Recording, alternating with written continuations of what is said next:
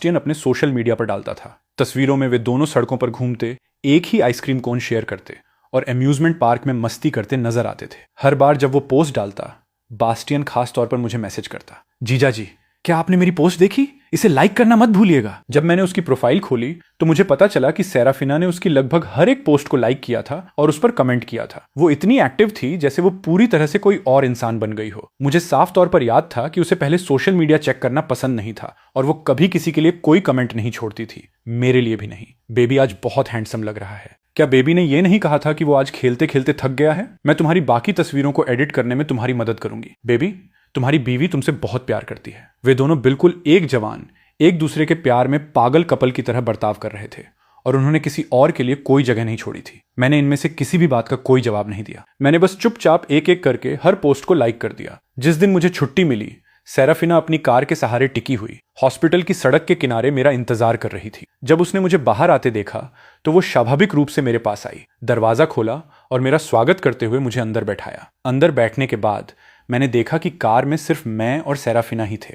मैं एक सेकंड के लिए रुका। मुझे थोड़ी हैरानी हो रही थी। बास्टियन कहाँ है? वो यहाँ क्यों नहीं है? सेराफिना एक पल के लिए रुकी और फिर मुझे मनाने वाली एक कोमल मुस्कान दी। जूलियन, मैं तुम्हारी गर्लफ्रेंड हूं। मैंने पिछले कुछ दिनों से तुम पर ध्यान नहीं दिया क्योंकि मुझे बास्टियन के साथ नाटक करना था, इसलिए ये मेरा फर्ज है कि मैं तुम्हें एक प्राइवेट डेट पर ले जाऊं। अब गुस्सा करना छोड़ दो, ठीक है? बोलते बोलते उसने किसी जादू की तरह एक रोबोट खिलौना निकाला और मुझे खुश करने के लिए मेरी गोद में रख दिया। क्या तुम्हें टूटते तारों की बारिश देखना पसंद नहीं है? आज साउथ माउंटेन से टूटते तारों की बारिश दिखने वाली है। चलो आज रात वहां हाइकिंग करते हैं, कैंप लगाते हैं और टूटते तारों से मन्नत मांगते हैं, ठीक है? वो अपने आप में ही खुशी खुशी बोलती रही। मेरे कुछ न कहने से उसे बिल्कुल भी फर्क नहीं पड़ा और उसने मुझे मना करने का कोई मौका ही नहीं दिया। कार पहले ही साउथ माउंटेन की तरफ तेजी से दौड़ रही थी। पहाड़ की तलहटी में पहुंचने पर सेराफिना ने हाइकिंग बूट्स की एक जोड़ी निकाली जो उसने पहले से तैयार कर रखी थी और जैसे ही मैं कार से बाहर निकला उसने मुझे उन्हें पहनने में मदद की। उनका साइज बिल्कुल परफेक्ट था। मैंने उसके सिर के ऊपरी हिस्से को घूरा और पहले से भी ज्यादा खामोश हो गया। पहाड़ पर हाइकिंग के दौरान उसने अकेले ही सारा सामान उठाया, फिर भी उसने मुझे सहारा देने और मेरा ख्याल रखने के लिए अपना एक हाथ खाली रखा। मुझे अपने सूखे होठों पर जीभ फेरते हुए देखकर उसने तुरंत पानी की एक बोतल खोली और मेरे मुंह के पास ले आई। जैसे ही मेरे चेहरे पर पसीने की एक बूंद दिखी, उसने एक टिश्यू निकाला और सावधानी से उसे पोंछ दिया। उसकी उन सच्ची नजरों से नजरें मिलने पर एक पल के लिए मुझे लगा जैसे हम अतीत में लौट गए हैं। बास्टियन की याददाश्त जाने से पहले वो बिल्कुल ऐसी ही थी। उसका दिल और उसकी आंखें सिर्फ मेरे लिए ही बनी थी। मेरे इसी भटकाव में मेरा बायां पैर मिट्टी के एक खाली हिस्से पर फिसल गया। मेरा शरीर बेकाबू होकर एक तरफ झुक गया और मेरे टखने में एक चुभने वाला, चीर देने वाला दर्द दौड़ गया। जूलियन! सेराफिना की आंखें सिकुड़ गईं और उसके चेहरे के भाव खौफ से बुरी तरह बदल गए। उसने तुरंत मेरी कलाई पकड़ ली, मुझे अपनी ओर खींचा और मेरे गिरने से बचाने के लिए एक इंसान की ढाल बन गई। जैसे ही हम मिट्टी में गिरे, उसने चोट का सारा असर खुद पर ले लिया।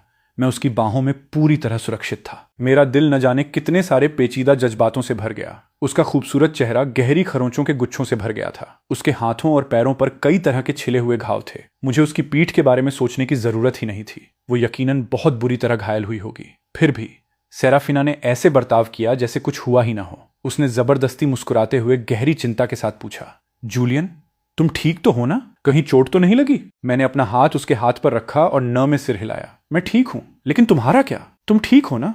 मेरी आंखें स्याह थीं।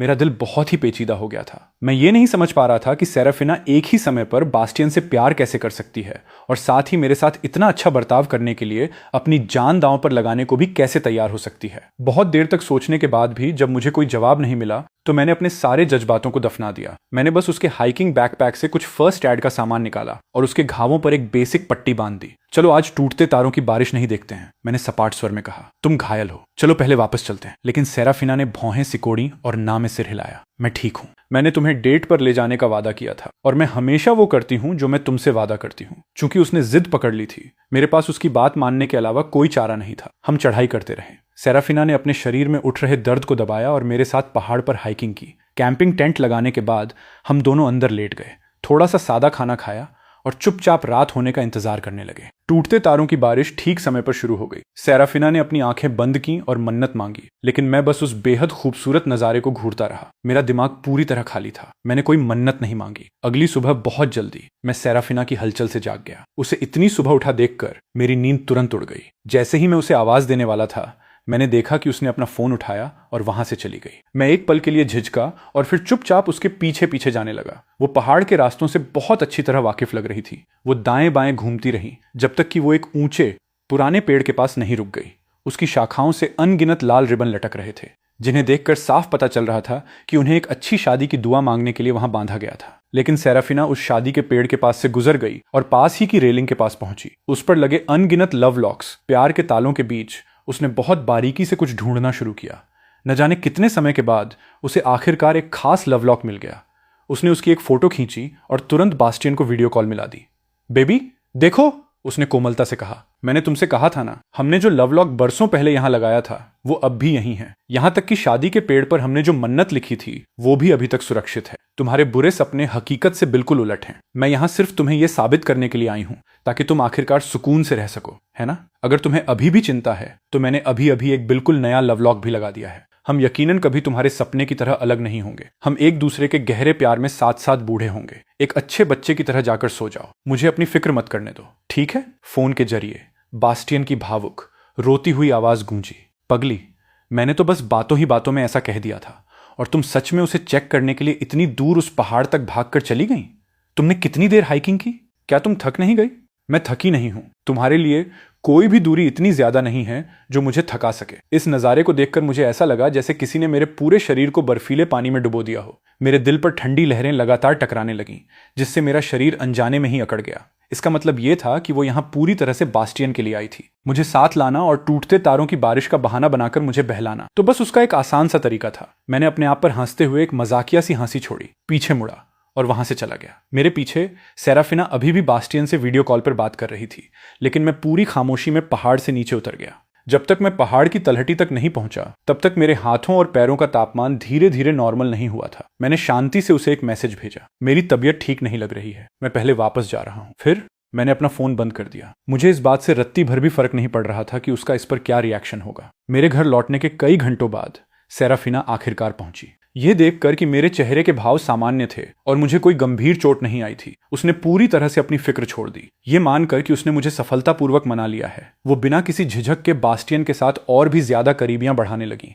दोनों विला बहुत करीब थे और मैं अक्सर फर्श से छत तक की उन लंबी खिड़कियों से उनके करीबी पलों को देख सकता था। शुरुआत में वे सिर्फ तब गले मिलते थे जब उन्हें लगता था कि मैं देख रहा हूं। अगर उन्हें पता चलता कि मैं देख रहा हूं तो वो जल्दी से पीछे हट जाती थी और ऐसा दिखावा करती थी जैसे कुछ हो ही नहीं रहा है। बास्टियन डरा हुआ दिखता और सेराफिना घबराई हुई लगती, लेकिन धीरे धीरे उन्हें मेरी मौजूदगी की आदत हो गई और उन्हें इससे बिल्कुल भी फर्क पड़ना बंद हो गया कि मैं वहां हूं या नहीं। विला के अंदर वे खाना बनाते समय गले लगते, एक दूसरे का मजाक में पीछा करते और पूरी शिद्दत से किस करते। शीशे की खिड़कियों के सामने सेराफिना पूरी श्रद्धा और कोमलता से बास्टियन के होठों को चूमती, उसके पास रुकी रहती और उसे छोड़ने से इनकार कर देती थी। और उनके हर एक करीबी पल के बाद सेराफिना मुझे एक मैसेज भेजती थी, जूलियन, ये सब बस एक नाटक है। बास्टियन का मिजाज हाल ही में थोड़ा ज्यादा स्टेबल हुआ है और वो याददाश्त वापस लाने की कुछ दवाइयां भी ले रहा है। मुझे यकीन है कि उसे बहुत जल्द सब कुछ याद आ जाएगा और हम वापस वैसे ही हो जाएंगे जैसे हम पहले थे। अरे हाँ, बास्टियन पिछले कुछ दिनों से नखरे कर रहा है। ये पूछ रहा है कि इतने सालों के बाद भी हमने अभी तक शादी क्यों नहीं की, इसलिए मैं उसे प्रपोज करने की तैयारी कर रही हूँ। ये सिर्फ एक दिखावा है, तो प्लीज इसे सच मत मान लेना। इन शब्दों को पढ़कर मैं मजाक में हंस पड़ा। मैंने एक भी शब्द का जवाब नहीं दिया, मैंने बस शांति से अपनी शादी की तैयारियों पर ध्यान दिया। वो और बास्टियन अब जो भी करते थे उससे मेरा बिल्कुल कोई लेना देना नहीं रह गया था। एक दिन बास्टियन ने मेरे विला का दरवाजा खटखटाया। वो अंदर आया, लापरवाही से अपनी बाह मेरी गर्दन पर रखी और बोला, जीजा जी, सेराफिना मुझे प्रपोज करने की तैयारी कर रही है। वो कई दिनों से इस प्रपोजल सेरेमनी की तैयारियां कर रही हैं और इसे पूरी तरह से एक राज रखा है। मैंने सुना है उसने पूरी रात सिर्फ वेन्यू चुनने में लगा दी और अनगिनत ताजे फूल तक हवाई जहाज से मंगवाए हैं। उसने तरह तरह के गुब्बारे, आतिशबाजी और भी बहुत कुछ तैयार किया है। मुझे कोई अंदाजा नहीं है कि यह कैसा दिखने वाला है,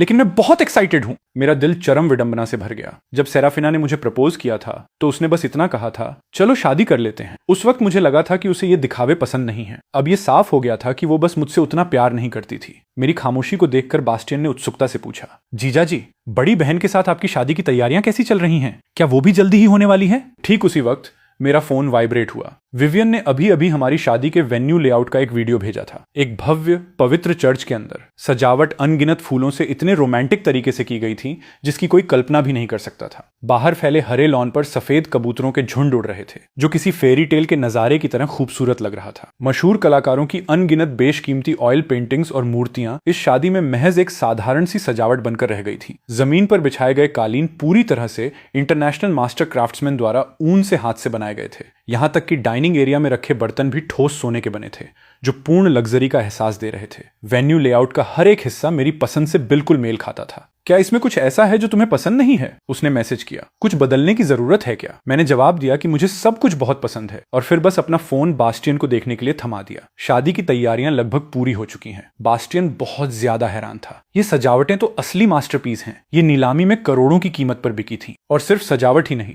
इस पूरे वेन्यू में एक भी चीज सस्ती नहीं है। बड़ी बहन ने यह सब अरेंज करने में बहुत दिमाग लगाया होगा। हालांकि वो कभी अपने जज्बात जाहिर नहीं करती, लेकिन वो सच में आपसे बहुत प्यार करती हैं। जीजा जी, आपकी शादी की तारीख बहुत करीब है। क्या वो अभी भी विदेश में बिजी हैं? मैंने हाँ में सिर हिलाया। यह शादी थोड़ी अचानक तय हुई है, इसलिए वो शादी से ठीक एक दिन पहले ही वापस आ पाएंगी। जैसे ही मैंने बोलना खत्म किया, सेराफिना दरवाजा धकेल कर अंदर आ गई। मेरी बातें सुनकर उसने अपनी भौहें सिकोड़ी। उसके सीने में एक अजीब सी बेचैनी होने लगी थी। जाने से पहले उसने बास्टियन को पहले घर वापस जाने के लिए कहा। फिर वो मेरे पास आई और मुझे गले लगा लिया। जूलियन, क्या तुम अपने किरदार में कुछ ज्यादा ही गहराई तक नहीं जा रहे हो? तुम बस मेरी बहन के बॉयफ्रेंड होने का नाटक कर रहे हो और वो जिससे शादी कर रही है वो तुम नहीं हो। तुम बास्टियन के साथ शादी के वेन्यू की चर्चा क्यों कर रहे हो? मैंने उसे कोई जवाब नहीं दिया, बल्कि पीछे हटकर बास्टियन के पीछे पीछे दरवाजे की ओर चल दिया। अगले ही दिन बास्टियन एक्साइटमेंट में मुझे खींचकर उनके प्रपोजल सेरेमनी वाली जगह पर ले गया। जीजा जी, मैं बहुत नर्वस हूं। क्या मैं कोई सपना देख रहा हूं? क्या सेराफिना सच में मुझे प्रपोज करने वाली है? मैंने शांति से सिर हिलाया और चुपचाप आसपास की सजावट का जायजा लेने लगा। बिना किसी शक के सब कुछ पूरी तरह से बास्टियन की पसंद के हिसाब से बनाया गया था। वेन्यू पर एक जवां खिले हुए नीले रंग का बोलबाला था जो ताजे फूलों से ऊपर तक लदा हुआ था। नीले और सफेद गुब्बारों से कागज की पर्चियां लटक रही थी और हर एक पर्ची पर बहुत ही गहरा प्यार भरा इजहार लिखा था। सेराफिना एक शानदार सूट पहने और गुलाब का एक बड़ा गुलदस्ता लिए हुए वहां पहुंची। वो धीरे धीरे बास्टियन की तरफ बढ़ी। उसके हाथ में एक मखमल का रिंग बॉक्स था। वो एक घुटने के बल बैठ गई। बास्टियन, क्या तुम मुझसे शादी करोगे? उसकी आंखें सच्चे गहरे प्यार से भरी हुई थीं। अनगिनत रोशनियों के नीचे वो चमकती हुई हीरे की अंगूठी बेहद शानदार लग रही थी। लेकिन बास्टियन ने तुरंत कोई जवाब नहीं दिया। इसके बजाय उसने पूरी उम्मीद के साथ मुझे देखा। जीजा जी, मैं हम दोनों के लिए आपका आशीर्वाद सुनना चाहता हूं। एक बार मुझे आपका आशीर्वाद मिल जाए, फिर मैं उसे हाँ कह दूंगा। मेरे जीजाजी के आशीर्वाद से हम यकीनन जिंदगी भर खुश रहेंगे। मैंने चालाकी से उसकी नजरों से खुद को बचाया। काफी देर तक चुप रहने के बाद आखिरकार मैंने अपना मुंह खोला। मैं दुआ करता हूं कि आप दोनों जिंदगी भर साथ रहें और खुशी खुशी एक साथ बूढ़े हों। बास्टियन बहुत ही संतोष के साथ मुस्कुराया। थैंक यू जीजाजी। सेराफिना, मैं भी। इससे पहले कि वो अपना वाक्य पूरा कर पाता, अचानक चारों ओर से फायर अलार्म की तेज आवाज गूंजने लगी। सेराफिना के चेहरे की मुस्कान तुरंत गायब हो गई और उसकी भौहें कसकर सिकुड़ गईं। आग लग गई है, हमें अभी बाहर निकलना होगा। थोड़ी ही दूर पर आग खौफनाक तेजी से फैल रही थी जो पल भर में पूरे प्रपोजल वेन्यू को निगलने का खतरा पैदा कर रही थी। गाढ़े राख जैसे काले धुएं ने तेजी से पूरे इलाके को अपनी चपेट में ले लिया, जिससे सांस लेना बेहद मुश्किल हो गया। मेरी आंखों के सामने सब कुछ पूरी तरह से धुंधला हो गया था। अनगिनत स्टाफ मेंबर पागलों की तरह एग्जिट की तरफ भाग रहे थे, जिससे वहां पूरी तरह अफरा तफरी मच गई थी। सेराफिना ने फूलों का गुलदस्ता गिरा दिया, अपने सबसे करीब खड़े इंसान का हाथ पकड़ा और बिना कुछ देखे एग्जिट की तरफ भागने लगी। मैं भी उसके पीछे पीछे खिंचा चला गया। उसकी हथेली की साफ गर्माहट मेरे हाथों में आ रही थी। एक छोटे से पल के लिए मैं सच में हैरान रह गया था। जैसे ही मैं कुछ कहने वाला था, अचानक हमारे पीछे से बास्टियन की खौफनाक चीख गूंज उठी। सेराफिना, तुम कहां हो? सेराफिना एकदम जम गई। उसने नीचे उस हाथ की ओर देखा जो उसने पकड़ रखा था और उसे एहसास हुआ कि उसने किसी गलत इंसान का हाथ पकड़ लिया है। एक भयानक खौफ ने उसे पूरी तरह से जकड़ लिया। उसने मुझे जोर से धक्का दिया और तेजी से अपना सिर घुमाया। धक्का लगने से मेरा बैलेंस बिगड़ा और मैं जमीन पर जोर से गिर पड़ा। मैं बेबसी से देखता रहा कि कैसे सेराफिना बिना पल भर की भी हिचकिचाहट के मुड़ी और बास्टियन की आवाज की तरफ भागने लगी। Bastian, Bastian! उसकी पागलों जैसी बदहवास चीखें मुझ पर बर्फ के ठंडे पानी की बाल्टी की तरह गिरी, जिसने मेरे दिल को एक बार फिर सुन्न कर दिया। मेरे टखने में एक चुभने वाला, चीर देने वाला दर्द दौड़ गया।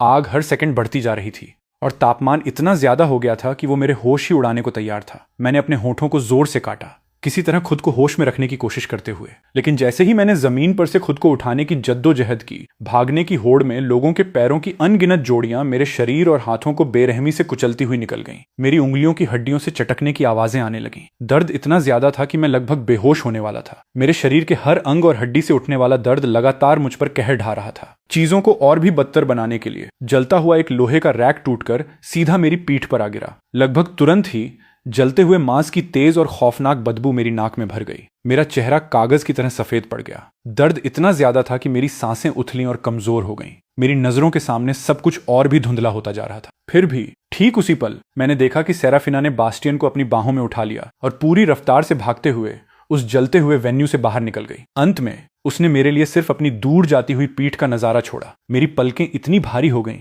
कि उन्हें खुला रखना नामुमकिन हो गया और मैंने पूरी तरह से अपने होश खो दिए। जब मैं दोबारा जागा तो मैं एक बेहद ठंडे ऑपरेटिंग टेबल पर लेटा हुआ था। मेरे बगल में बेहोश बास्टियन लेटा था। मैंने संघर्ष करते हुए अपनी आंखें खोलने की कोशिश की और जैसे ही मैंने अपनी उंगलियों को हिलाने की कोशिश की, उस हलचल ने मेरे शरीर पर मौजूद घावों को खींच दिया, जिससे एक भयंकर दर्द उठ खड़ा हुआ। मेरा गला सूखा और भारी था, जिससे एक आवाज भी निकाल पाना मुमकिन नहीं था। पास खड़े एक डॉक्टर ने उन्हें बहुत परेशानी से देखा। मिस सिंक्लेयर, दोनों जेंटलमैन को अलग अलग हद तक जलने की चोटें आई हैं, लेकिन आग लगने की वजह से इमरजेंसी ट्रीटमेंट के लिए इतने सारे लोगों को लाया गया है कि अभी हमारे पास सिर्फ एक ही ऑपरेटिंग रूम बचा है। हम पहले सिर्फ एक ही इंसान का ऑपरेशन कर सकते हैं, जिसका ऑपरेशन बाद में होगा। हो सकता है कि उसे बहुत गहरे दाग रह जाएं। धुंधली और धुंधियाती नजरों से मैंने देखा कि सेराफिना एक छोटे से पल के लिए झिझकी। उसकी नजरें हमारे शरीरों के बीच तेजी से घूमी। अंत में कांपते हुए उसने अपना फैसला सुनाया। पहले बास्टियन को बचाइए। उसका फैसला होते ही डॉक्टरों ने तुरंत बास्टियन को ऑपरेटिंग रूम में धकेल दिया। ठीक जैसा मुझे उम्मीद थी, वो मुझे पहले नहीं बचाएगी। मुझे जरा भी हैरानी नहीं हुई। फिर भी मेरी आंखों के किनारे थोड़े नम हो गए। मेरे होश एक बार फिर अंधेरे में डूब गए। जब तक मुझे पूरी तरह से होश आया, तब तक मुझे ऑपरेटिंग रूम से बाहर निकाल लिया गया था और मैं एक नॉर्मल हॉस्पिटल रूम में लेटा था। मेरी पीठ से उठने वाला जलन भरा खौफनाक दर्द मुझे लगातार याद दिला रहा था कि मेरी चोटें कितनी गंभीर थीं। अगर कोई चमत्कार नहीं हुआ तो यकीनन मेरी पीठ पर एक बहुत बड़ा दाग रह जाएगा। सेराफिना, जो पास ही रुकी हुई थी, उसने मुझे जागते हुए देखा। उसका चेहरा गहरे अपराध बोध से भरा हुआ था और उसने मेरा हाथ कसकर पकड़ लिया। जूलियन, मैं सच में बहुत शर्मिंदा हूं। वहां हालात इतने नाजुक थे। बास्टियन अपने रूप रंग को लेकर बहुत जुनूनी है। अगर उसे पता चलता कि उसे कोई दाग रहने वाला है तो वो इसे बिल्कुल बर्दाश्त नहीं कर पाता। मैं वादा करती हूँ कि मैं तुम्हारे लिए दुनिया के सबसे अच्छे डॉक्टर ढूंढ कर लाऊंगी। मैं ये पक्का करूंगी कि तुम्हारी पीठ का दाग पूरी तरह मिट जाए। प्लीज गुस्सा मत होना, ठीक है? इससे पहले कि वो अपनी माफी पूरी भी कर पाती, उसकी जेब में रखा फोन अचानक बज उठा। ये बास्टियन का फोन था। वो गहरी उलझन में लग रही थी। उसे समझ नहीं आ रहा था कि उसे फोन उठाना चाहिए या नहीं। मैंने अपनी नजरें नीची की और सपाट स्वर में कहा, जाओ उसके पास। मेरे लहजे में उसके लिए सिर्फ और सिर्फ पूरी बेरुखी भरी थी। ये सुनकर सेराफिना को लगा कि मैं बस फिर से गुस्सा दिखा रहा हूं। उसने फिर कहा, जूलियन, मुझे पता है कि तुम अभी भी मुझसे नाराज हो। मैं यकीनन भविष्य में इसकी भरपाई करने का कोई ना कोई तरीका ढूंढ लूंगी। इसके साथ ही वो उठी और हॉस्पिटल रूम से बाहर चली गई। अगले कई दिनों तक वो पूरी तरह से बास्टियन के साथ ही रही। ये तब तक चला जब तक हमें छुट्टी मिलने का दिन नहीं आ गया। उस दिन बास्टियन ने मेरी पीठ के दाग को बहुत दर्द भरी नजरों से देखा और तरस खाते हुए आह भरी, जीजा जी, आपकी त्वचा कितनी गोरी है। इस तरह का दाग छोड़ जाना वाकई बहुत अफसोस की बात है। मैंने अपनी शर्ट को थोड़ा ऊपर खींचा और अपनी पीठ पर फैले उस भद्दे धब्बेदार दाग को देखा। मेरे चेहरे के भाव बिल्कुल शांत रहे। इससे कोई फर्क नहीं पड़ता, बल्कि ये तो मुझे कुछ ऐसा करने का बहाना दे रहा है जो मैं हमेशा से करना चाहता था। हॉस्पिटल से निकलते ही मैं सीधा एक टैटू पार्लर गया। माफ कीजिएगा, प्लीज इस दाग को छिपाने के लिए इसके ऊपर आर्य अक्षर का टैटू बनाने में मेरी मदद कीजिए। टैटू आर्टिस्ट ने कोई सवाल नहीं पूछा और जल्दी से एक डिजाइन तैयार कर दिया। जैसे ही टैटू की सुई ने मेरी पीठ की त्वचा को छेदा, उसमें से चुभने वाले दर्द की लहरें उठने लगीं। मैंने अपने दांतों को जोर से भींच लिया और एक भी आवाज नहीं निकाली। मेरी पीठ के दर्द ने मुझे पूरी तरह जगाए रखा और अपने दिल में मैंने खामोशी से अनगिनत बार विवियन आर रोवेना का नाम लिया। यह टैटू विवियन के लिए था, उसके नाम का पहला अक्षर। जब सेराफिना ने टैटू देखा तो वो गहरे अपराध बोध में डूब गई। उसने मन ही मन सोचा, वो मुझसे बहुत प्यार करता है। मैंने उसे पहले नहीं बचाया। फिर भी उसने मेरे सरनेम का पहला अक्षर अपने शरीर पर गुदवा लिया। उसे जरा भी अंदाजा नहीं था कि वो पूरी स्थिति को बिल्कुल गलत समझ रही थी। जब मैं विला के आसपास से गुजरा तो मैंने बस उसे सिर हिलाकर अभिवादन किया और सीधा अपने घर में चला गया। मेरे अंदर जाने के कुछ ही देर बाद मेरा फोन अचानक वाइब्रेट हुआ। मैंने खोलकर देखा तो विवियन का मैसेज था, मेरी फ्लाइट आज रात राजधानी में उतरेगी। चूंकि दूल्हा और दुल्हन को शादी के दिन से पहले एक दूसरे को नहीं देखना चाहिए, इसलिए मैं तुमसे मिलने नहीं आऊंगी। कल मिलते हैं। मेरे होठों के किनारे बेकाबू होकर ऊपर की ओर मुड़ गए। मैंने जवाब दिया, ठीक है, कल मिलते हैं। उस रात सेराफिना मुझे ढूंढते हुए आई। दरवाजा खोलते ही, इससे पहले कि मैं कुछ समझ पाता, उसने मेरी कलाइयों को दीवार से दबा दिया और पीछे से मुझे कसकर गले लगा लिया। आग लगाते हुए किस की एक झड़ी मेरी गर्दन के पीछे से होते हुए नीचे की ओर आई, जो सावधानी से उसी आरे टैटू पर पड़ी। जूलियन, आज रात मुझे यहीं रुककर तुम्हारे साथ रहने दो, ठीक है? उसकी गर्म सांसें मेरे कान के पास महसूस हुई, जिससे मेरे पूरे शरीर पर रोंगटे खड़े हो गए। मैंने घबराहट में अनजाने में ही उसे दूर धकेल दिया। क्या तुम्हें कल मुझे शादी के मंडप तक नहीं ले जाना है? मुझे तुम्हारे साथ की कोई जरूरत नहीं है। सेराफिना ने थोड़ी सी भौहें सिकोड़ी। उसकी नजरें भारी और स्याह थीं जब उसने मुझे घूरा। वो कुछ करना चाहती थी, लेकिन जैसे ही वो मुझे दोबारा गले लगाने के लिए आगे बढ़ी, बास्टियन ने उसे बुला लिया। सेराफिना, तुम अचानक कहाँ गायब हो गई? मैं बस थोड़ा कचरा फेंकने बाहर आई थी, मैं अभी वापस आती हूँ। फोन काटने के बाद उसने आह भरी मुझे देखा और प्यार से कहा, जूलियन, मैं कल तुम्हें अपनी बड़ी बहन से मिलने दूंगी। अब गुस्सा करना छोड़ दो। बास्टियन की याददाश्त बहुत जल्द वापस आ जाएगी। जब ऐसा होगा तो मैं तुम्हें यकीनन एक बहुत ही शानदार शादी दूंगी। मैंने उसे शांति से देखा। मेरी आंखें बिल्कुल ठहरे हुए पानी की तरह शांत थीं। इसकी कोई जरूरत नहीं है, मैं तुमसे शादी नहीं करूंगा। लेकिन सेराफिना ने इस बारे में ज्यादा नहीं सोचा। उसे लगा कि मैंने बस खामोशी से हाँ कर दी है और वो जल्दी में वहां से चली गई। अगला दिन मेरी शादी का दिन था। मैं रात भर होटल में रुका था ताकि अपनी स्टाइलिंग पूरी करवा सकूं और अपना वेडिंग सूट पहन सकूं। उस बेहतरीन सिलाई वाले सूट में अनगिनत छोटे हीरे जड़े हुए थे, जो सूरज की रोशनी में शानदार चमक बिखेर रहे थे और मुझे बेहद हैंडसम बना रहे थे। नीचे शादी की बारात का शोरगुल और नगाड़ों की आवाज करीब आती जा रही थी। पटाखों और आतिशबाजी की कान फोड़ देने वाली आवाजों ने हवा को भर दिया था, जिससे एक हलचल भरा और जश्न का माहौल बन गया था। हालांकि मेरे बगल में टेबल पर रखा फोन लगातार वाइब्रेट हो रहा था। यह पूरी तरह से सेराफिना के मैसेजों से भरा पड़ा था। जूलियन, तुम कहां हो? तुम घर पे क्यों नहीं हो? क्या हमारी बात नहीं हुई थी कि आज हम साथ मिलकर मेरी बड़ी बहन की शादी में चलेंगे? क्या तुम अभी भी गुस्सा हो? मुझे लगा था कि अपने कंधे पर मेरे नाम का अक्षर गुदवाने का मतलब यह था कि तुमने मुझे माफ कर दिया है। एक अच्छे बच्चे की तरह मान जाओ। आज मेरी बहन की शादी है। यह बहुत ही जरूरी मौका है। हम कोई भी गड़बड़ होने नहीं दे सकते। मेरी बहन पहले ही यहां अपने दूल्हे को लेने आ चुकी है। मुझे जल्दी ही उसे बाहर लेकर जाना है। तुम आखिर हो कहां? पूरे 99 मैसेज आ चुके थे, लेकिन मेरा किसी का भी जवाब देने का कोई इरादा नहीं था। मैंने बस स्टाइलिस्ट को आखिरी बार सब कुछ चेक करने और कंफर्म करने दिया। मेरी खामोशी को बर्दाश्त न कर पाने की वजह से सेराफिना ने आखिरकार कॉल कर दी। इस बार मैंने फोन उठा लिया। जूलियन, तुम आखिर हो कहां? उसने सवाल दागा। मेरे बॉयफ्रेंड होने के नाते तुम्हारा मेरी बड़ी बहन की शादी में होना बहुत जरूरी है। मैं अभी किसी को तुम्हें लेने के लिए भेज रही हूं। अपने सूट के जैकेट के किनारे को उठाते हुए मैं धीरे धीरे कमरे से बाहर निकला। सेराफिना, मैं यहीं हूं। धड़। उसके हाथ से फोन फिसल गया और फर्श पर जा गिरा, जिससे एक धीमी सी आवाज हुई। ठीक अपने पीछे दूल्हे के कमरे से आती हुई आवाज को सुनकर सेराफिना धीरे धीरे मुड़ी। उस छोटे से पल में उसकी नजरें ठीक मेरी नजरों से टकराईं जब मैं अपने बिल्कुल सफेद सूट में वहां खड़ा था। मेरी बहन का दूल्हा, तुम कैसे हो सकते हो? सेराफिना की आवाज बेकाबू होकर कांपने लगी। वो बेहद भारी हो गई थी। उसे अपनी ही आंखों पर यकीन नहीं हो रहा था, लेकिन चाहे उसने कितनी भी बार पलकें झपकाईं और दोबारा देखा, उसके सामने खड़ा इंसान नहीं बदला। नहीं जूलियन, मजाक करना बंद करो। भले ही तुम चिढ़कर कोई तमाशा कर रहे हो, लेकिन तुम्हें ऐसे मौके पर गड़बड़ नहीं करनी चाहिए। आज मेरी बहन की शादी है। तुमने मेरे होने वाले जीजाजी का सूट क्यों पहना है? तुमने गलत कपड़े पहन लिए हैं। मैं किसी से कहकर तुम्हें इन्हें बदलवा देती हूँ, ठीक है? वो बनावटी शांति के साथ मेरी तरफ बढ़ी, लेकिन मेरी हल्की मुस्कान कायम रही। सेराफिना, मैं कोई गड़बड़ नहीं कर रहा हूँ। आज तुम्हारी बड़ी बहन के साथ मेरी शादी है। समय हो गया है। अब तुम्हें मुझे नीचे ले जाना चाहिए। सेराफिना की आंखें लाल हो गईं। हकीकत से भागने की कोशिश करते हुए वो पीछे की तरफ लड़खड़ाई। नहीं, ऐसा नहीं हो सकता। उसने ना में सिर हिलाया, जैसे उस पर बिजली गिर गई हो, और सदमे में खाली नजरों से बुदबुदाने लगी। उसी वक्त विवियन के अरेंज किए हुए आदमी आगे आए और उसका रास्ता रोक लिया। सेकंड मिस, एल्डेस्ट मिस ने हुक्म दिया है कि आपको आज जेंटलमैन को बाहर ले जाना ही होगा। प्लीज शुभ मुहूर्त में देरी मत कीजिए। कई हट्टे कट्टे बॉडीगार्ड्स ने सेराफिना को पूरी तरह घेर लिया। उसके पास कोई और चारा नहीं था। आज के बाद से मेरे और उसके बीच सिर्फ एक ही रिश्ता रह जाएगा। मैं सिर्फ उसका जीजाजी कहलाऊंगा। चूंकि वो बास्टियन के साथ रहना चाहती थी, तो मैं उसकी ये ख्वाहिश पूरी करूंगा। सेराफिना ने मुझे अपनी पीठ पर उठा लिया। भले ही मेरा शारीरिक वजन कम नहीं था, लेकिन उसके दिल का वजन उससे कहीं ज्यादा भारी था। यह बस कुछ ही कदमों का रास्ता था, लेकिन उसके लिए ऐसा लग रहा था मानो वो 1 साल से चल रही हो और शारीरिक व मानसिक दोनों तरह से असहनीय टॉर्चर सह रही हो। अतीत में जब वो मुझे अपनी पीठ पर घुमाती थी, तो हम रास्ते भर हंसते और मजाक करते थे। हम पूरी तरह से मीठे और खुशहाल थे। लेकिन अब वो मुझे अपनी पीठ पर लाद कर खुद अपने हाथों से अपनी बड़ी बहन के हाथों में सौंपने जा रही थी।